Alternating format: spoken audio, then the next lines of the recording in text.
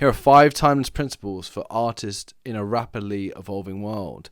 This is the subject of Peter's most recent article, and it's available over on Substack. As Peter always emphasizes, what it's all about at the moment is human connection. It's not about algorithms, data, metrics, etc. It's about those points of genuine communication and recognition between artists and their fans. With that in mind, the first point is to embrace your unique vision. You are totally unique. There is only one you on the planet.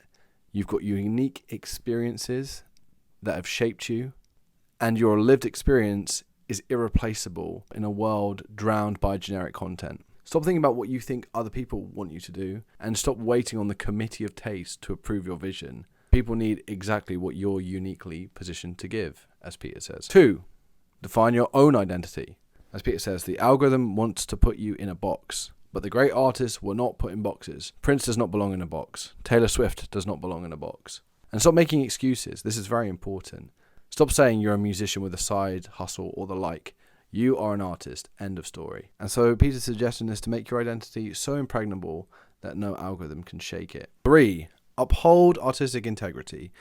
This is essentially Peter suggesting that you don't just get on trends for the sake of clicks and views, that you always measure what you do in relation to what your artistic vision is. Because your integrity is worth more than that, and as Peter points out, it's what separates artists from content creators. That's a critical distinction. 4, adapt and evolve. This is a very pertinent issue, what with AI moving into the music industry.